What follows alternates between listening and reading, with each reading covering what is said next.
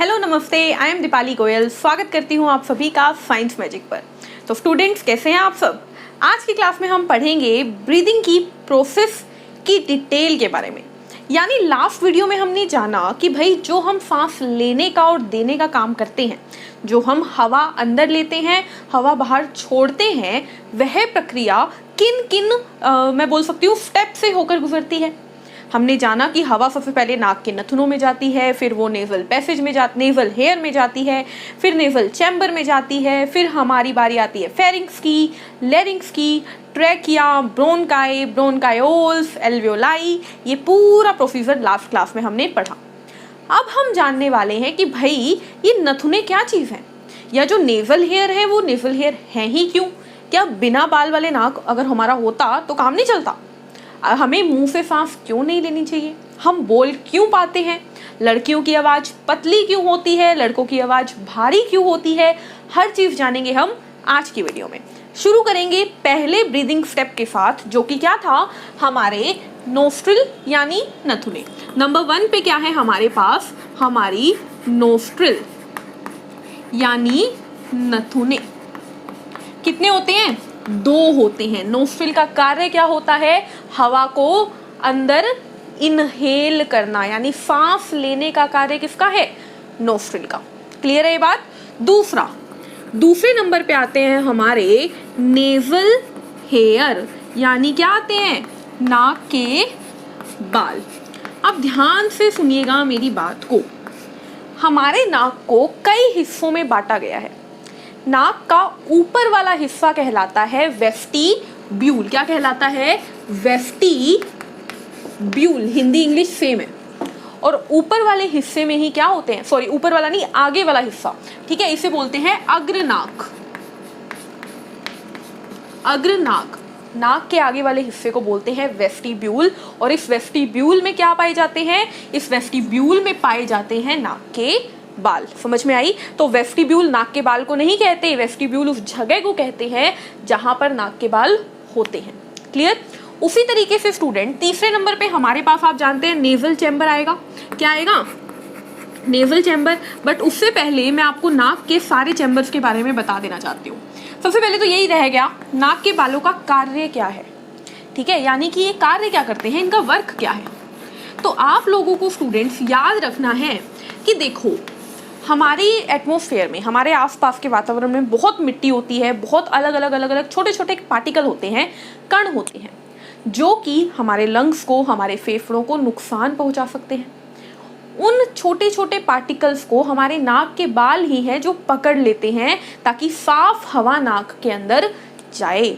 तो नाक के बाल का काम क्या है? नेवल हेयर का काम है प्योरिफिकेशन ऑफ एयर, यानी हवा को साफ करना। प्योरिफिकेशन ऑफ एयर, हवा को साफ करना। ठीक है, अब ध्यान से सुनो। अगर हम किसी ऐसी जगह पर रहते हैं जहां पर बहुत सारा पोल्यूशन हो, बहुत सारा प्रदूषण ही प्रदूषण है, तो नाक के बाल कितना रोक पाएंगे? ज़्यादा तो नहीं रोक पाएंगे। तो वो जो प्रदूषण, वो जो मिट्टी के कण हैं, वो हमारे एल्वियोलाई में जाकर जम जाते हैं, जिससे कि लंग्स में दिक्कत हो जाती है, सांस लेने में तकलीफ होती है। क्लियर है? अब अगली बात सुनो। अगली बात स्टूडेंट्स क्या है, हम मुंह से सांस क्यों नहीं लेना चाहिए हमें? क्योंकि मुंह में तो कोई बाल नहीं है। तो भाई मुंह में अगर हम सांस लेंगे ना मुंह से, तो हम ये मान लो कि गंदी हवा अंदर लेकर जा रहे हैं। क्योंकि नाक से जब हम सांस लेते हैं तो नेवल हेयर सारी गंदगी को पकड़ लेते हैं और फिर साफ हवा को अंदर भेजते हैं। लेकिन मुंह में कोई ऐसा नहीं है जो कि आपकी गंदगी को पकड़ेगा, तो मुंह जो है वो गंदी एयर ही आपके लंग्स को भेज देगा। इसीलिए आपको हमेशा हमेशा हमेशा सांस नाक से लेना चाहिए। क्लियर है ये बात?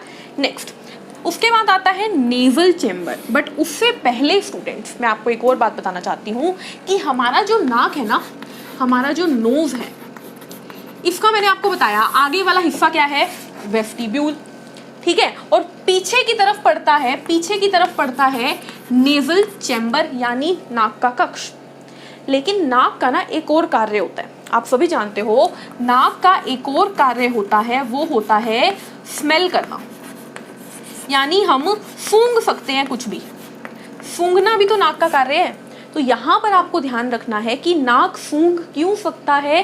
क्योंकि नाक के अंदर एक और हिस्सा होता है जिसे बोलते हैं ओल्फैक्टरी रीजन यानी कि घ्राण केंद्र, क्या कहते हैं, घ्राण केंद्र, जिसकी वजह से हमें कोई भी सुगंध या बदबू आती है। ठीक है, तो मैंने आपको क्या बताया, मैंने बताया देखो नाक के नथुनों के बाद नाक के अंदर 3 हिस्से होते हैं। पहला आगे वाला हिस्सा जिसे हम वेस्टिब्यूल बोलते हैं, जिसमें नाक के बाल पाए जाते हैं, जिसका काम है हवा को साफ करना। दूसरा हिस्सा जिसे ओल्फैक्टरी रीजन या घ्राण केंद्र कहा जाता है, जो कि किसी भी चीज़ को स्मेल करने के लिए काम आता है। और आप जानते हो कुत्तों की, डॉग्स की स्मेलिंग पावर बहुत हाई होती है, क्योंकि उनके ओल्फैक्टरी रीजन भी बहुत अच्छा होता है। फिर तीसरा रीजन आता है हमारे नाक में, नेजल चैम्बर यानी नाक का कक्ष, जिसे एक और नाम से जाना जाता है, इसे रेस्पिरेटरी रीजन भी कहा जाता है। क्या कहा जाता है, रेस्पिरेटरी चैम्बर या रेस्पिरेटरी रीजन। अब आप जानते हो भाई कि ये रेस्पिरेशन के काम आ रहा है, तो इसका नाम रेस्पिरेटरी रख दो, बात तो एक ही है ना। अब हवा नेजल चैम्बर में आ गई, बस इतना ही नेजल चैम्बर के बारे में आपको याद रखना था। उसके बाद क्या आता है, उसके बाद आता है हमारा फेरिंग्स। फेरिंग्स को क्या बोलते हैं स्टूडेंट हिंदी में, तो बोलते हैं ग्रफनी। और फेरिंग्स से आपका एक ही क्वेश्चन है, वो ये है कि यह जो है वो कॉमन पैसेज है, कॉमन पैसेज है एयर एंड फूड का, हवा और खाने का, हवा और खाने का एकमात्र रास्ता है ये। ठीक है, यहाँ पर क्या होता है, खाना और हवा आपस में मिलते भी हैं। ठीक है, ये क्वेश्चन आएगा आपके पास, पूछा जाएगा कि आपके मुंह में ऐसी कौन सा पोर्शन है जहाँ पर हवा और खाना मिलते हैं, आप बोलोगे हमारी ग्रफनी यानी फेरिंग्स। इतनी बात समझ में आ गई। अब चलते हैं आगे, अब चलते हैं आगे हमारे 5वें पोर्शन पे। ठीक है, तो ये मैं रब कर देती हूँ। हम चलेंगे हमारे 5वें रीजन पे, यानी बारी किसकी है, लैरिंग्स की। बारी किसकी है, लैरिंग्स की। तो ध्यान से सुनो, ये हमारा क्या आया, नाक आया, नाक के नथुने आ गए, नाक के बाल आ गए, और ये नेजल चैम्बर आ गया। अब क्या आया, ये हमारा फेरिंग्स आया, जहाँ पे मुंह का खाना भी जा रहा है। अब फेरिंग्स के बाद आता है स्टूडेंट्स यहाँ पर ये स्ट्रक्चर जो कि है लैरिंग्स। लेकिन आपको ध्यान रखना है कि इस लैरिंग्स के ऊपर एक ढक्कन होता है। एक क्या होता है, ढक्कन।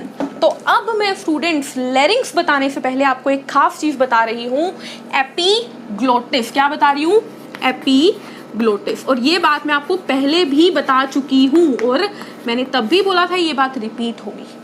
एक ढक्कन है, क्या है एपिग्लोटिस, एक ढक्कन है जो कि हमारी विंड पाइप को यानी ट्रैकिया को ढक के रखता है। यानी कि बच्चों दोबारा सुन लो, देखो ये है फूड पाइप जिससे खाना जा रहा है, और इसके पीछे है विंड पाइप जिसके ऊपर क्या है, ये ढक्कन। ये ढक्कन खुलता और बंद होता रहता है। ठीक है, जब हमें बोलना होता है तो ये खुल जाता है, जब हमें नहीं बोलना होता तब ये बंद हो जाता है। जब हमें हवा लेनी होती है, सांस लेनी होती है, तो वो खुलता रहता है, बंद होता रहता है। लेकिन यहाँ पे खाना जाता है जब हम कुछ खाते हैं। अब कई बार क्या होता है, हम खाते खाते बोलते हैं। अब हम खा रहे हैं खाना, तो मान लो ये खाने का पार्टिकल यहाँ पहुँच गया, और हम बोल भी रहे हैं, तो मान लो ये ढक्कन खुल गया, तो कई बार ये खाना इसमें चला जाता है, जिस वजह से क्या होगा, हवा इस खाने के पार्टिकल को बाहर निकालना चाहेगी, और हमें क्या आएगी, हिचकी आएगी। क्या आएगी, हिचकी। तो हिचकी का कारण समझ में आया आप लोगों को, हिचकी का कारण एक ये भी है, एक कारण ये भी है हिचकी का। ठीक है, समझ में आया। तो एपिग्लोटिस क्या है, एक ढक्कन जो कि ट्रैकिया यानी विंड पाइप को ढक के रखता है। अब चलते हैं हमारे 5वें पार्ट पे, जो कि है लैरिंग्स।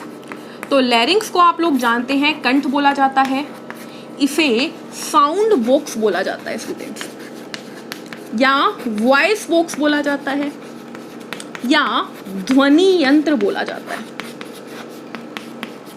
अगली चीज याद रखनी है कि लैरिंग्स के अंदर 2 वोकल कॉर्ड होते हैं। क्या होते हैं, 2 वोकल कॉर्ड, 2 वाक तंतु होते हैं जो कि आपस में कंपन करते हैं, और जब वो कंपन करते हैं तो हमारी आवाज निकलती है। ठीक है, अब समझो, ये वोकल कॉर्ड पुरुष में यानी मेल्स में बड़े होते हैं, साइज में बड़े होते हैं, लगभग 20 mm। ठीक है, और अगर मैं बात करूं महिलाओं की, महिलाओं यानी फीमेल में, तो पुरुष में बड़े हैं तो फीमेल में क्या होंगे, छोटे होंगे। तो ये फीमेल में क्या होते हैं, छोटे होते हैं लगभग 15 mm के। क्योंकि पुरुषों में वोकल कॉर्ड बड़े होते हैं इसीलिए पुरुषों की पिच जो है वो लो होती है, यानी कि आवाज भारी होती है, जबकि महिलाओं के वोकल कॉर्ड छोटे होते हैं इस वजह से इनकी पिच जो है वो हाई होती है और आवाज तीखी होती है। समझ में आई ये बात? इसी तरीके से बच्चों में भी ये छोटे होते हैं इसलिए बच्चों की आवाज भी तीखी होती है। क्लियर है ये बात? अब आप सोचोगे मैम ये पिच क्या चीज है, तो फिजिक्स आने दो, फिजिक्स में पिच साउंड चैप्टर के अंदर अच्छे से बताऊंगी। पिच, फ्रीक्वेंसी सब बताया जाएगा वहां पे। क्लियर है? तो अब समझ में आई कि पुरुषों की आवाज भारी क्यों और महिलाओं की आवाज पतली या तीखी क्यों होती है। हो गया क्लियर? एक और चीज, एक शब्द आपको सुनने को मिल सकता है एडम्स एप्पल।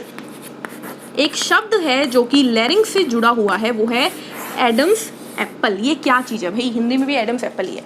ये क्या चीज है? देखो आपने देखा होगा कुछ लड़कों के, ठीक है, ज्यादातर लड़कों के बल्कि, यहाँ पे एक ना कुछ इस तरीके का हिस्सा होता है ऐसे, यहाँ से ना कुछ चोंच सी निकली होती है, मैं इमेज डाल दूंगी यहाँ पे, ठीक है, यहाँ पर लगता है कुछ निकला हुआ है, ठीक है, आगे की तरफ।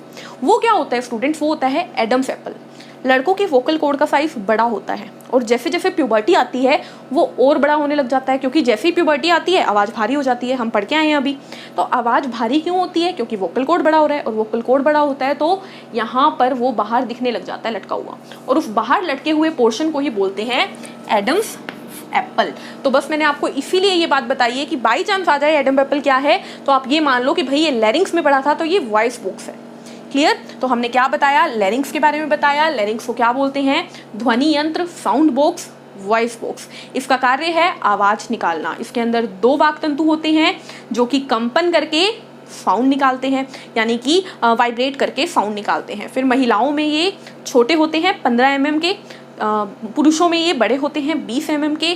पुरुष की आवाज़ भारी होती है इसी वजह से, और महिलाओं की आवाज़ पतली और तीखी होती है इसी कारण से। फिर हमने बात की एडम्स एप्पल की, कि पुरुषों में एडम्स एप्पल होते हैं क्योंकि वोकल कॉर्ड्स बड़े होते हैं। क्लियर? इसके बाद हम चलते हैं हमारे छठी चीज पर, फिक्स्ड पार्ट यानी ट्रैकिया।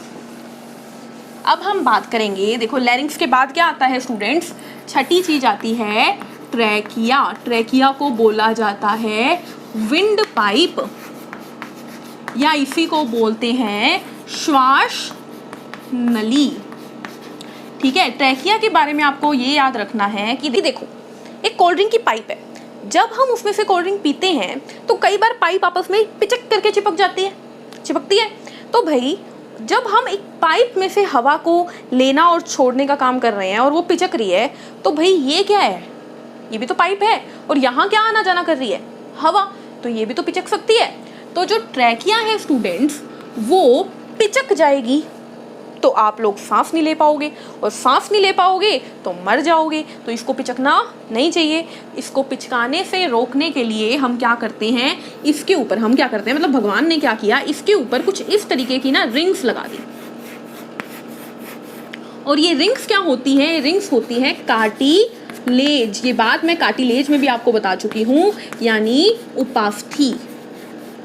और ये कार्टिलेज कौन सी शेप के होते हैं? इनकी शेप क्या है, इनका आकार क्या है? तो आपको याद रखना है ये सी शेप के होते हैं। अब सी क्यों?